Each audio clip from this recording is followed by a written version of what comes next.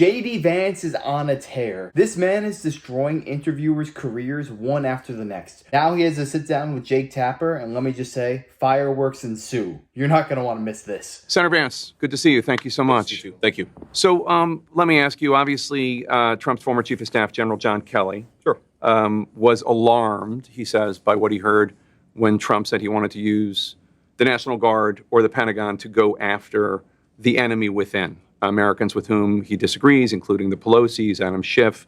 And then he gave an interview. He said that Trump, quote, certainly falls into the general definition of fascist, that he is, quote, certainly an authoritarian, admires people who are dictators.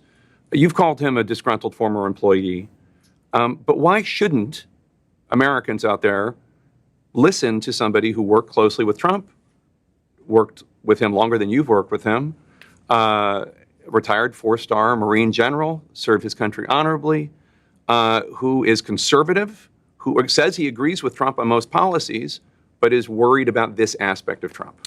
So let me say two things in response. So first of all, a lot of what John Kelly, pretty much all of what John Kelly accuses Donald Trump of saying, there were other people in the room, Mike Pence's former chief of staff, for example, who've explicitly said Donald Trump never said those things, right? So one, on Mike Pence, the guy who's not going to support Trump because... Mike Pence's former chief of staff said that Donald Trump didn't say those things, right? So that's number one. Number two, I actually think there's an interesting conversation here to have, Jake, which is why does John Kelly not support Donald Trump? It's about policy. It's actually not about personality. He says he agrees with Trump on most policy. No. He agrees with Trump on most policy. He disagrees with Trump on how Trump views his role and his and the fascism and the authoritarianism. I don't buy that, Jake. I don't buy that, because if you actually look at John Kelly, at folks like Liz Cheney, the fundamental disagreement they have with Donald Trump is, even though they say that they're conservative in the sense that they want America to get involved in a ton of ridiculous military conflicts. They want America to police the world, and Donald Trump wasn't. John Kelly lost a son in Afghanistan. Why are you saying that he, I've never heard John Kelly say whether he supports of Iraq or Afghanistan. And I honor his son's sacrifice, and I honor his family's sacrifice. That doesn't mean he's not wrong about policy. What specifically are you talking about? What has he said? Is your argument that a person who lost a son in Afghanistan can't be wrong about public policy? I'm asking then you. Why bring that up? Let's talk about public policy. Because I've never criticized his service or his son's service. I brought it up because you're acting as if he is pro-war, and I've never heard him say whether or not he supported the war in Afghanistan or the war in Iraq. He was a general carrying out orders. Because I know John Kelly's worldview, and I know the people who have attacked Donald Trump the most vociferously on foreign policy. They'll say, well, he's a dictator, when what they really mean is they won't listen. Donald Trump wouldn't listen to the leadership of the military when they wanted him to start ridiculous conflicts. That is a consistent theme. And I think that there's a big thing going on in American politics. It's a very interesting theme in American foreign policy, where a lot of former members of the Pentagon bureaucracy, a lot of old neoconservatives, they have a fundamental difference with Donald Trump on the question of peace and war. I believe Donald Trump is the candidate of peace. I think the record supports that. But the reason these guys go after him so vociferously, I don't think that it's about his personality, Jake. I think that it's about they don't like that Donald Trump said no when a lot of them wanted to start a ridiculous war. Well, you're ascribing worldviews, I think, based on gut. I can't really tell where you're coming from on it. There's no evidence. Based on people that I've talked to in the Trump administration, John Bolton, what John Kelly wanted to do, John Bolton, Liz Cheney, these people have a consistent John Kelly was at the Department of Homeland Security, and then he was chief of staff. He was not weighing in. I don't even know what you're talking about. But let me ask you something about John Kelly specifically. He brings up what John Kelly says, and J.D. Vance says he disagrees with it, and he resorts to, oh, his son died in battle. What relevance does that have? We're talking about the specific issue. Yes, his son died, and now it's a tragedy, but you see what they try and do. They try and play the emotions on you. They're trying to depict J.D. Vance as some monster who's attacking a man who lost his son. So that way, if J.D. Vance does not 100% fully endorse everything that John Kelly stands for and policy-wise, then he's a monster? I'm sorry, I'm not buying that. The other day, quote, I guarantee John Kelly talked to somebody on Kamala Harris's campaign beforehand, before he did this interview. Now, I've spoken with people in John Kelly's circle, and I've spoken with people in the Kamala Harris campaign. They say there's been no communication the entire time. So where did that come from? Oh, I'm highly skeptical of that, Jake. You know the way that these attacks work. You know the way that these people are often vetted by a campaign. So you made it up? Before something goes out there. No, I said that the American media and the American Democratic Party apparatus works a certain way. If it comes out that John Kelly never even spoke with a person in the Kamala Harris I'm telling orbit, you that. then I'm happy. You're telling me that based on secondhand conversations with John Kelly. And it's interesting. We've now spent, Jake, 3 minutes talking about John Kelly. If it is true that he never spoke with anyone in Kamala Harris's orbit, I'm happy to apologize to John Kelly for misstating how he delivered this news to the Atlantic magazine. But let's talk about who did he deliver this news to? To Jeffrey Goldberg, a guy who lied the United States into the Iraq War, which led to the deaths of millions of innocent Arabs and thousands of innocent Americans. You don't go to that guy if you don't have a particular ideological motive. I think that's what's going on. If I'm wrong, I'm happy to say that I'm wrong. I think it's interesting that you think that a magazine writer lied the American people into war. Well, he encouraged it. He wrote stories that were dishonest. He wrote a story about the gassing of the Kurds in I forget if it was the Atlantic or the New Yorker, but I'm actually referring to John Kelly talking to the New York Times. He wrote stories, by the way, where he took what intelligence officials in the American Pentagon bureaucracy said and wrote it as the gospel truth. And this highlights the entire point that I'm making about Trump's foreign policy, is this is a guy who wants to use American troops sparingly. He wants peace through strength. It's why his foreign policy was so successful during his first term. It's all the same people who were wrong about Iraq. They were wrong about the quagmire in Afghanistan. They were wrong about Syria. They were wrong about everything. And now they're coming after Donald Trump because he actually has a realistic and cautious foreign policy. I'm talking about people who worked for Donald Trump in his first administration. That's what I'm talking about. I'm talking about not just John Kelly, but Mark Milley, who was the Trump-appointed chairman of the Joint Chiefs of Staff, who disobeyed Trump's direct orders on troop redeployments in Syria. And I'm talking about the guy that had your job. A massive violation of his constitutional oath, by the way. I'm talking about the guy that had your job before Donald Trump's supportive crowd wanted to hang him, Vice President Mike Pence, who said, as you know, that Trump put himself before the Constitution. I'm talking about General Mattis, also Secretary of Defense in Trump's administration. I'm talking about Mark Esper, the Secretary of Defense, who told me that Trump does have fascistic tendencies. John Bolton, H.R. McMaster, Alyssa Farah-Griffin. Okay, Jake, these are Trump administration officials. Listen to every Trump administration official? You know, one reason why Kamala Harris doesn't have as many people criticizing her is because she doesn't fire people who fail. That's why we haven't had a real audit of the disastrous Afghanistan withdrawal, is because Kamala Harris protects failures in government. Donald Trump fires them. And I'd much rather have the president who fires people who screw up. Now, Jake, no, this is an important point. Kamala Harris. You did not fire Mike Pence. Kamala Harris. He did not fire Mark Milley. Kamala Harris. He did not fire John. He fired a lot of those people, Jake, and he did because they weren't doing their job. But this is the thing, Jake. We've now spent 5 minutes talking about people in Donald Trump's staff who think he's not fit for office. He fired. Who think he's not fit for office. Oh, they didn't think he was unfit for office until they had a falling out with him because he fired them. And we're not talking about the public policy. Well, Can we talk about how Americans can't afford groceries? We're actually Can we talk about the fact that Americans can't afford the cost of housing? Can we talk about the fact that a lot of people out there in Erie, Pennsylvania, they're the ones who suffer and die when people like Mark Esper and Mark Milley don't obey the commander-in-chief's orders. We're talking about Donald Trump, and their arguments are always against Donald Trump as a person, not his policy. His policy speaks for itself. We did not get into any new wars under Donald Trump. We were the safest we've ever been, domestically and abroad. We had more money in our pockets. Is Trump a perfect human being? No, nobody is. But like it or not, when Donald Trump entered Washington, D.C.,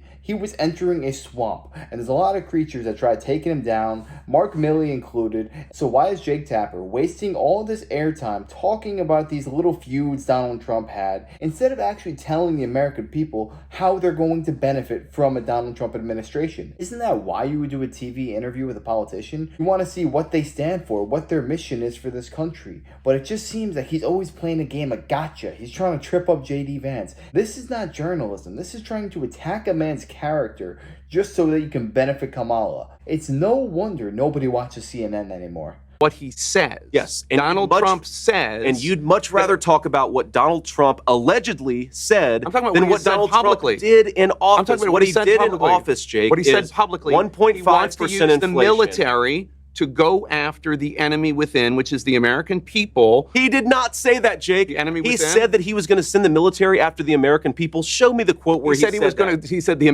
enemy within. He said far left lunatics. He's talking about the people Pelosi's rioting and Schiff. He's talking about people rioting after the election. I think the Pelosi's were rioting after the election. He said Adam Schiff was rioting after the election. You're using two separate phrases. He said about using the military that far left lunatics, people who riot in the wake of an election, people who burn down American cities in the summer of 2020, yes, we should have a federal law enforcement This is what response. he said to Joe Rogan on Friday. The enemy within that he wants the military to go after. No, this is the enemy thing. within, a bigger problem than Kim Jong-un. The second part. We have people that are really bad people that I really think want to make this country unsuccessful. That's who the enemy within. And did he say that he wants to use the military against those people? He here's the game. Use the military to go after the enemy within. Here's the game that you're playing. He said I'm not playing a game. No. Can I answer the question, please? He said that he wanted to use the military to go after far left lunatics who are rioting, and he also called them the enemy within. He separately, in a totally different context, in a totally different conversation, said that Nancy Pelosi and Adam Schiff were threats to this country. Were the enemy within. Were the enemy within. He said they were the enemy within. So every time he uses the exact same phrase, we assume that he uses I don't know. I don't throw around the term of enemy within to talk about using the military against American people. You're a journalist and you're asking his vice president, but you won't let me answer the question. I'm telling you that Donald Trump has said, and I agree with him, that we should use the U.S. military to go after Americans. People who riot, who burn down our cities. And this was what John Kelly was. National Guard. This was what John Kelly was alarmed by: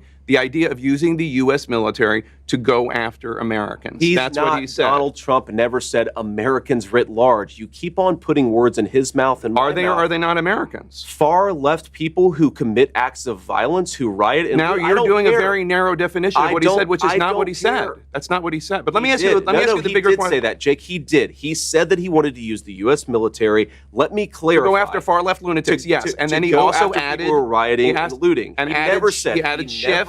And then he added the Pelosi's.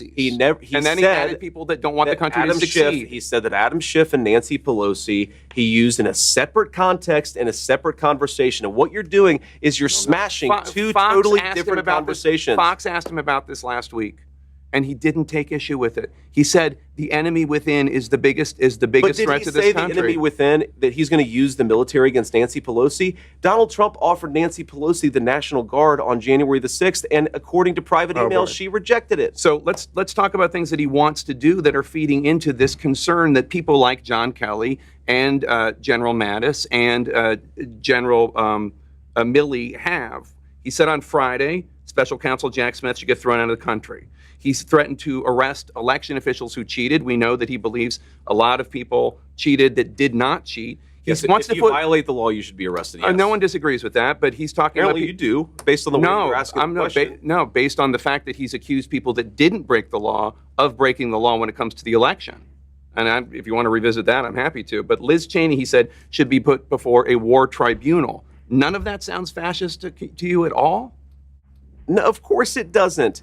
Putting Liz Cheney before a military tribunal? First of all, I don't buy into the premise of what you're saying, Jake, because I just on things that I know that he said, on things that I know that he said, you're imputing things, you're taking words out of context, you're taking two separate conversations and pretending that they were made at the exact same time. So I'm rejecting the premise of your question. I frankly don't believe what you're saying about Donald Trump's words. If you'd like to put up a clip and actually put him in context, I think the American people would realize that Donald Trump is a hell of a lot more reasonable than the people like Liz Cheney who would like to lie us into war. Now, Jake, we also have to remember, step back a little bit. Well, ask yourself a basic question about network integrity.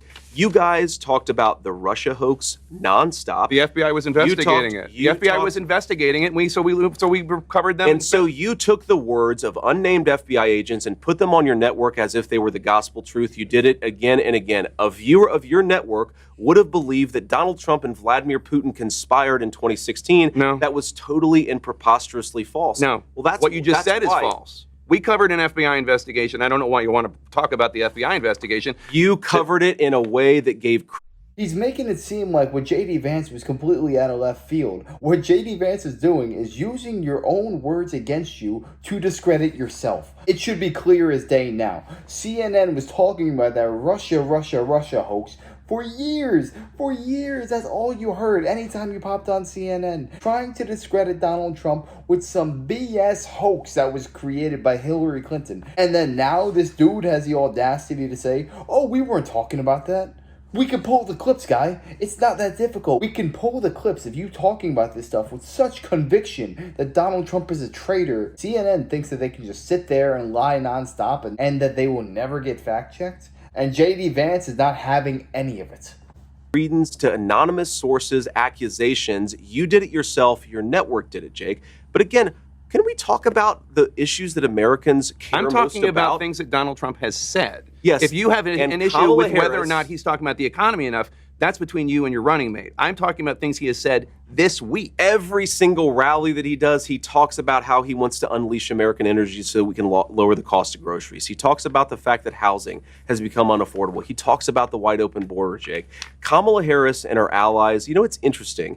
Kamala Harris and her media allies, and I would put CNN in this category. You guys, They wouldn't. You guys seem to care. I'll tell you that. They wouldn't. Well, they should watch your network more because you guys seem to care more about Donald Trump's past than the future of the American people. We're running this campaign on making the American dream. I'm specifically affordable. asking about how Donald Trump is going to be president in the future should he win. And then we're being told He's going to pursue economic policies that lower the cost of groceries and make life more affordable again. He talks about it every single day on the campaign trail, and so do I. What you're talking about is an anonymously sourced story, or one guy Nothing anonymously sourced. or who Zero one guy who is a disgruntled employee. I told you where 10 five other 10 people people. pushed back against him and said that what he said was dishonest. So why don't we talk about the policy that's affecting American citizens and not what Donald Trump allegedly said, according to one guy who's pissed off because he got fired by Donald Trump? I didn't bring up any of the things that he said. He said I didn't bring up. Brought up John Kelly, and that I just described. I brought him up John perfectly. Kelly's view of Donald Trump. I didn't bring up John Kelly talking about what Donald Trump said about Hitler's generals. I didn't bring that up. I talked about John Kelly's view of Trump based on something Trump has been saying in the last week. So that's what I asked about. So John Kelly makes accusations that are rejected by 5 people. Again, you're talking about something I didn't bring up. I think that maybe implicates his overall judgment. And I think the fact that he has a worldview that's so oppositional to peace and prosperity suggests that he's not an honest arbiter here. This is not a guy, John Kelly, going to brag to Jeffrey Goldberg, who is interested in the American truth or is interested in telling an honest account of Donald Trump. He's a guy with an axe to grind because Donald Trump fired him and disagreed with him on policy. So all those 10 people, including the former vice president, Mike Pence, all of these people have this horribly damaged worldview, and they're all just going after Donald Trump because they want to send people into war? That's really your argument? Absolutely. It's not like these are conservative. Absolutely, that's my These argument. are not conservative Jake, Republicans. These aren't conservative Republicans who are concerned about Donald Trump. They're not. That's not right. All of these people, Jake, they came into office thinking that they could control Donald Trump. That when he said he wanted peace in the world, Mike Pence thought he could control Donald Trump. Yes, he did. And when he found out that Really? when he found out that he couldn't, they all turned on Donald Trump, and a lot of them got fired. And we're running, and we're trying to staff the government with people who are going to govern according to principles of peace and prosperity. Let me ask you. They're pissed off about it. Let me ask you, because we're being told that we're over. Yeah. One more question, because we have to go to this rally. You are running to be vice president of the United States. Of course. And there is a 50-50 chance, maybe better, I don't know, that you're going to succeed. Are you running to be vice president of the United States, or are you running to be vice president of the red states? Because if you win, and there's a decent chance you will, you're going to be vice president of childless cat ladies. You're going to be vice president of legal Haitian migrants in Springfield, Ohio. You're going to be their vice president too. Are you running to do that? Jake, of course I'm running to be the vice president of all Americans. I'm running because I want people to be able to afford a good life in this country. You know how I grew up. You know that I grew up in a family where things were often tough. I want, whether you're in a blue state or a red state, whether you're going to vote for Trump or you're going to vote for Harris, I want you to be able to have a good life in this country. But what's not going to happen with the broken leadership in Washington, D.C. Let me give you a statistic, Jake, because here is what the leadership of people like Kamala Harris and Nancy Pelosi and, yes, Mike Pence over 30 years in this country has led to. A person with a bachelor's degree lives 7 years longer than a person without a bachelor's degree. There are a lot of people who have gotten rich and powerful off of American decline. Some of them have had R's next to their name. Some of them have had D's next to their name. And the first person who I believe is really putting the interests of the American people first is Donald J. Trump. So yes, we're going to be the president and the vice president for all people. The only way to do that is to reject the failed consensus. Donald Trump does not care if you despise him with every bone in your body. If you are an American, he wants the best for you. He wants people in this country to start having more money in their pockets, inflation to be lowered. He doesn't want a World War III. He wants to keep everybody safe. This is a no-brainer election. Donald Trump knows how to produce more money as opposed to Kamala Harris, who all that she's going to do is take money from others and give it to other people. I want every U.S. citizen to have the opportunity to fulfill the American dream. And with Donald Trump, that will be possible. He will free up the economy and clean the streets. He will make it possible for everyday Americans to make it. But what I love so much is this VP pick. J.D. Vance, he is far superior than Mike Pence ever was. What other politician other than Donald Trump would have stepped foot into such a combative interview like this? I can't think of anybody else. Only Trump and J.D. Vance. You think Kamala or Biden would ever subject themselves to an interview like this? I don't see it happening. When we originally had Mike Pence as a VP, a lot of people said, you know what, he's kind of calm. Donald Trump's kind of bombastic, so it'll be a good balance. But it turns out we are dealing with some evil forces. We need strong people by Donald Trump's side, and J.D. Vance is the perfect guy for that, because not only will he follow Donald Trump on the battlefield, he will be shoulder to shoulder with him, ready to tackle any obstacles in the way of America's prosperity. And that's what I love to see. Politicians who actually have their constituents' best interests at heart, and not politicians who sell out their people to make a quick buck like Nancy Pelosi. But yeah, let me know your thoughts on this down below, and let me know, where are you going to be watching election day coverage? You're going to be watching Fox, Newsmax? Where are you going to be watching? I'm going to be watching Steve Bannon's War Room. Let me know. I would love to hear that. And if you enjoyed, make sure to smash that like, comment, subscribe, and wish you guys nothing but the best. Till next time.